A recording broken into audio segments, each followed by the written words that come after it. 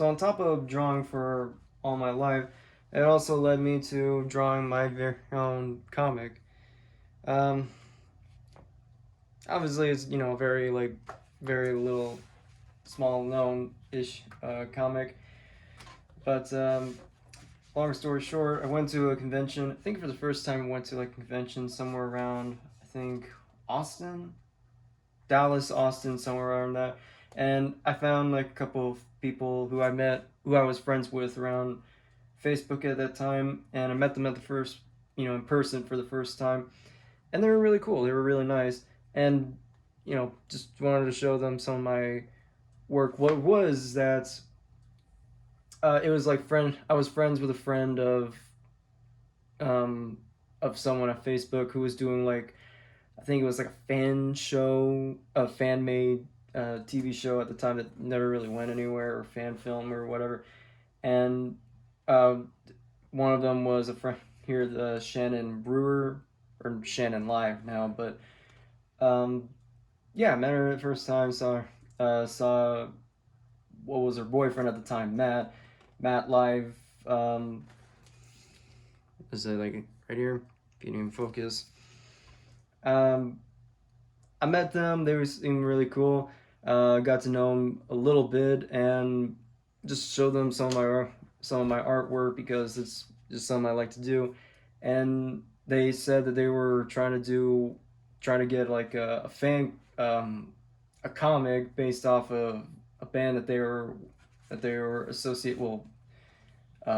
Matt Live was associated with, and asked if I wanted to be a part of it. And I I thought this sounded fun, so obviously I said yes. So here's where I was, and we were like states apart from each other. So what was that? We would message each other through like I think it was Gmail or whatever. Like they would be the ones who wrote the comic, and they would give me like a little script that would have like descriptions of what each panel were, and I would try my best to try to do my best to explain it.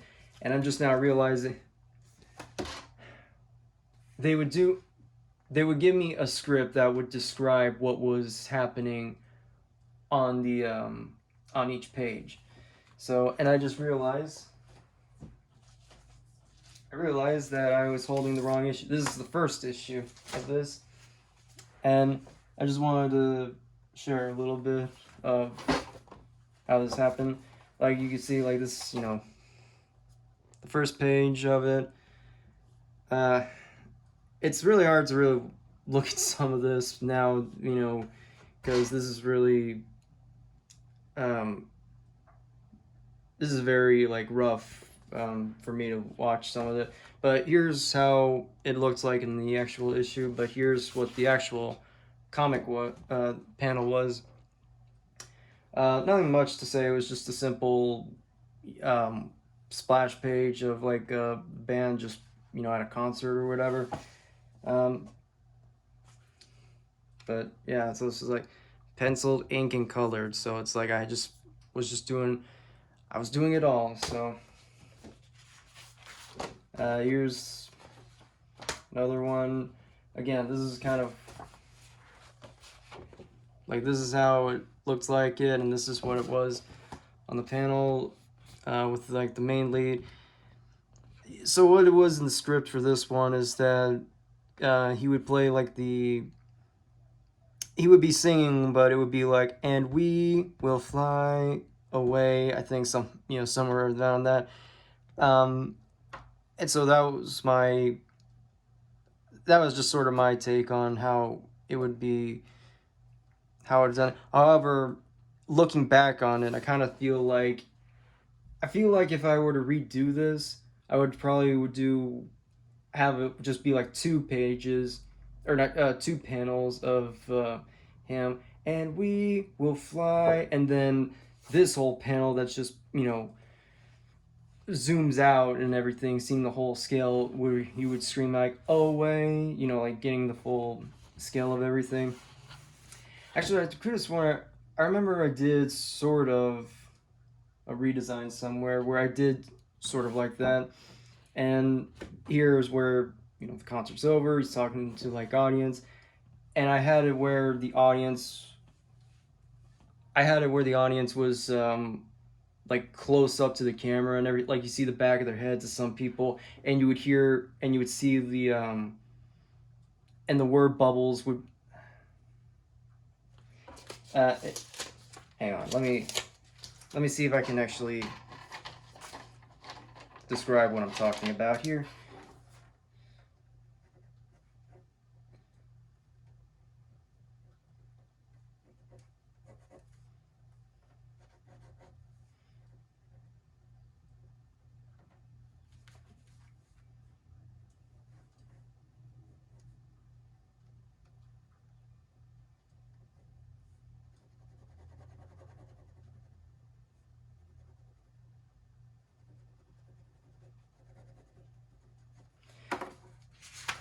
So this is kind of what I'm referring to. So it's like, imagine like, you know, an audience member, the back of the head of an audience member, look, and this is like the main, our leads here on stage, and they would be talking, but the words would be visible at the back of the head. It would be kind of, I don't know. But this one, looking back, it's like, it's not really, you know, this ain't bad, but man, these faces, I get very insecure when looking at these faces because I know I could do so much more. Um, not a whole lot. And it's just interesting knowing that I just get really tired of drawing the same the same 4 or 5 designs. So I just did like, you know, just simple body ones. As for this, I don't really much to say about it. Although it's weird because so all the script said was just like news reporter or whatever. So I just came up with, well, the hardest thing for me that you might see as I keep showing you is I have a severe case of same face syndrome, where I would just make sort of the same faces. So I try to make something a little different, and this, I mean, is kind of unique for, you know, a news reporter or whoever this was. But what I really liked it, but it was what was interesting was that um, when I showed them like, you know, progress and everything, she said there's a Shannon, the writer for this, asked me if I could make her like I think her words was like a Black Ellen DeGeneres, which, I mean, that interesting to say because that wasn't how, I mean, I saw her, but that, I thought it was a pretty interesting take on it, and this is how it looks like here. And I just want to point out, as for the colors, I tried what I was trying to do was trying to save up time for doing much. I was trying to go for like a lot of old cartoons that used to be just like, you know, like Fairly Odd Parents, where it's just like one basic color and not a whole lot, um, not a whole lot to show, which is very frustrating to see because whenever I'm penciling it, because I'm just looking at like blankness. Like this one in particular is really frustrating to relook because it's just nothing but like dead space. But whatever. This one, I get better as the more I keep doing stuff like this, I get better. But yeah, it's really, I hate the look on this angle. It's like, you can tell like what I'm trying to do. It's trying to be, you know, like, you know, tired, stretched out and everything. But, uh, and also I'm just not, again, you can tell it's like, you know, you know, crossing his legs or whatever, but it's still not that good. I was trying to do sort of like a Jack Kirby-ish art style, you know, but the only kind of Jack Kirby I had, you know, to go off from was probably the New Gods comic that I have. But not even actually, because because I didn't get that until after this. But yeah, I tried to, yeah. Anyway, uh, and yeah, it's like obviously some of these dead spaces are obviously meant for like, you know, word bubbles to, you know, to come in later, but it still doesn't make it any frustrating. And I try to, I try to make, as much interesting as I can. So it's like, you know, it's like they already are just sitting there. It's like try to do something to make them look more interesting than just that. Because when you don't, it's like, stuff like this character is just standing here, and it's like it almost feels like you could just do like one big panel and you would get the same uh, feeling. Or even this one where, yeah, I feel like it would just be better off if I just made this like one big panel. But I was trying to be so, um, I was trying to to do my best to make sure that it didn't, the script, said to have like, one panel here, one panel here, one panel here, whatever. And I was trying my best to make it as interesting as I can while still following along with what they wanted. But in retrospect, it probably would have been best if I, had done that or whatever. Because it's like, I don't know, it didn't seem, this just doesn't seem like it's needed or whatever. I think I was trying to make it as where, yeah, I don't know. Okay, so this is what I mean when I said, oh, and I should point out, I guess, yeah, because this is how it all looks like. So it's like, yeah, and see, like I said, I get it. That's what you need the dead space. That's what you need the dead space for, is for you can have like these word bubbles. But man, when it just looks like this, you can all, that's all you can really see, and you don't really see that and everything. But yeah, I was, again, like I said, this, before I used to just try to follow along with what the script showed me, but I don't think this, if I were to do this again, I probably wouldn't even bother here. But whatever. So anyway, like, this is what I meant when I said I have a severe case of same face syndrome. Like, you just look at some of these faces right here,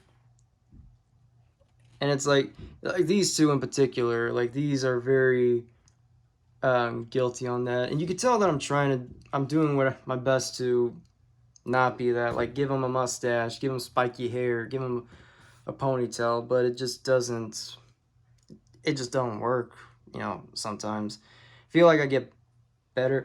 Fun fact, so like, good tip for like, when you're trying to do characters, if you can get like whatever, like photos of like friends, family, or if you could just go out and do like caricatures for people, even if they're not exactly good, hey, you got like a background character on standby whenever you need it. So that'd be my guess. It's like, it, if you do caricatures of like whatever, people around you, boom, and you can always change up the look at any time or whatever. But it makes it better. But it's an easier step than to just fake it like how I did right here, or give him a soul patch, like, I don't know.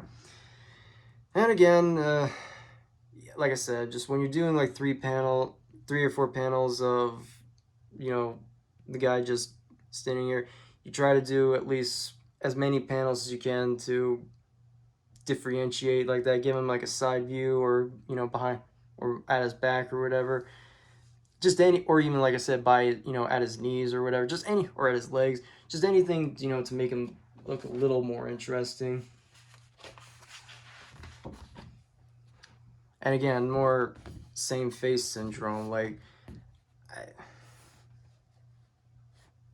you can tell I'm trying to do as best as I can to focus on like the main leads. I spend more time detailing like the main leads, but not so much on like these background characters. So that's where it really gets really embarrassing. Also, it's like this kid, I don't know, it's like he seems like he'd be like whatever 10, but the way how I drew him here, it's like he could be like, you know, a toddler at Rugrats, or even in this panel too. So I really had to work with that. Not much to say except, you know, same with this panel, though. I feel like if I were to do these two again, I feel like there are characters in there, but they're just, I mean, not much else to say. Also, you could tell I'm not really like these guys here. Also, you can kind of tell, you know, this is supposed to be a drone, but it's like I'm not really, you know, that great on it.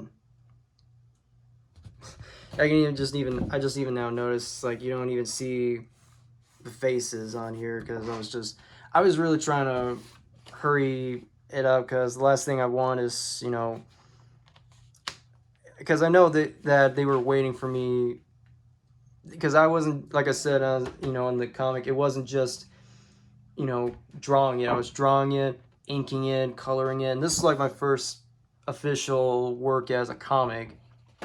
Again, more just, you know, circles, just trying to, just had no time to make like background characters, just, you know, get the main point across, and yeah.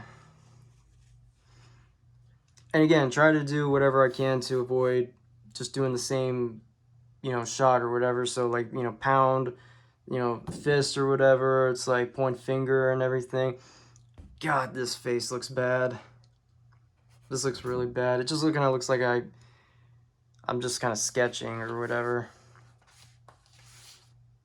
And I mean like sketching on like, you know, whatever, not really thinking hard about it. Not bad.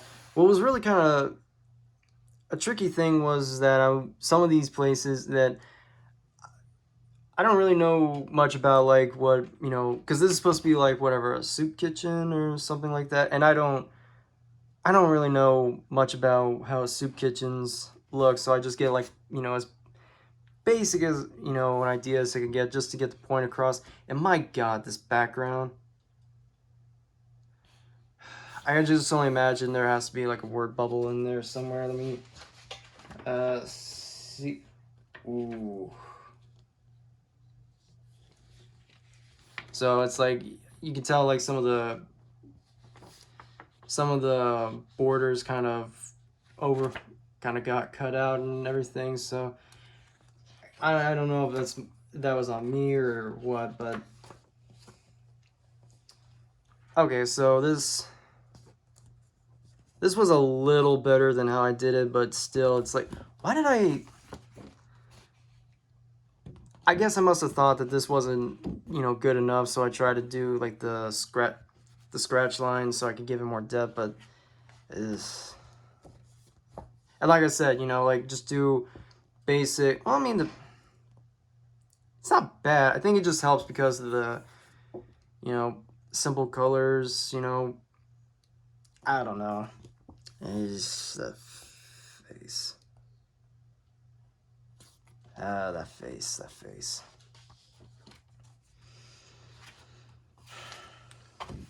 And then you have like this 5, you know, panel shot of like 5 band members just, you know, doing what we just saw them doing. And whenever I get like a page that had something interesting, like with this one, where it just has all 5 members coming together and they're saying the same thing, that's what I kind of enjoy, because it was all, when it's just the 5 band members just, you know, at their present moments and they're just saying the same thing. Like there's supposed to be a word bubble here where each of them say the same thing. It's like right here where everyone's saying except he's, you know, thinking it. So that's I really like doing stuff like this because at least it, you know, breaks the monotony of just doing like the same thing over and over again, or you're just drawing the same, you know, person doing virtually the same thing. Oh, but this was the real fun. So when I get a chance to do, you know, like double page spreads, like this was the most fun to draw. And I remember I did something. I did recreate this as well. Because it was also like, first I think year I did, like I had like a tablet for the first year or whatever, and I was trying to get it as interesting. I was trying to get as much as I could, and you don't see it here, but through the sound effect, the idea is that this is like a giant dark cloud, giant storm is about to hit, and there's supposed to be sound effects. Like this is how it looks like in the finished product, where where you hear the sound effects. Although I feel like if I do for a fact know I did recreate this somewhere. In What happened was that I actually drew the sound effects itself, because I, I don't know why, I just for whatever reason thought that this, maybe it didn't say that there was going to be sound effects there or not, but or maybe I misread that. But if had I known that now, it probably would have drawn this all together. And here's like a little stuff of what happens. Like this is, I'm not too happy with how this one turned out, because it doesn't get the point across. Because what happens is that he's in a building, he's in like a skyscraper or whatever, and he's looking at a glass, and he's looking through a glass window of a tornado. Tornado breaks, and he gets sucked into the tornado. I did not describe that well at all, but there it is. This guy gets zapped, gets struck by lightning. This one is getting controlled by the plants. This one is getting drowned. This one was in a part of like a dust storm or some kind. But this was a lot of fun. I had a lot of fun doing this, because you could just, it's more dynamic. It was, and I tried to describe that it was this storm that was doing all this, because you see this purple cloud, and then you see the purple cloud surrounding it. Like, it was really fun. It was like, and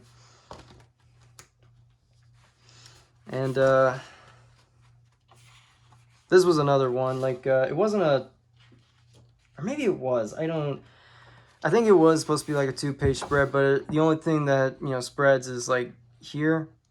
And with this first one, what I did was that I kind of cut the first page, like this little edge here, just so it could connect better. But I didn't know any better, so I didn't really think about it. But in this case, like I didn't cut it off. I just stopped after where the border was at, and then I just continued it from there, and nothing really changed from that. And so what I tried here was just like, I didn't really knew that's what I was doing, but I was doing my best to tell like a story for like 3 panels. Like he breaks through the vines, he creates like a quake when he breaks free or whatever, and he sees like the aftermath. Like you see, like here he is in the background, in the foreground is like this ripped up piece of like tree. This other one, it's a woman and a kid just walking around the road and whatever, and somehow this dude just appears, and everyone is sort of looking at him. This guy gets a part of the tornado, but he takes care of it, but now he's flying. This one, complete in total brightness until it dims down, and now it's in his hands. This guy's, I am sorry, this guy looks like he's about to drown, but he's taking it very well, and now he's super swimming his way back up to the surface. And at the very bottom, you see like you see it connecting and everything. So yeah, but this is how it looked. It's like, and again, you could see the sound effects being added on afterwards. And I think I think the script had them saying both. I think both the script had them saying the same thing, like "What happened to me" or something like that. But yeah, I'm not sure. And this one, I think what I was trying to do for this page was, I think I was trying to do I was trying to mirror this image, because where it's like everyone is sort of, I guess, aligned, and where here, the center point is her and everyone else is kind of scattered because, they don't know what's happened to them just yet. And, they don't really know what to think. Like, I'm assuming that's what it was, because that's, I have them, I kind of underestimated just how tall this character was going to be, or the doorway and everything, because she would have been like a giant and, imps or whatever. But yeah, the idea was that she was supposed to be the center point with everyone else just, doing their own thing. And again, it really is just annoying to see dead space. I probably would have just drawn the word bubbles at that point, but, what can you do? But yeah, also, actually, hang on a sec.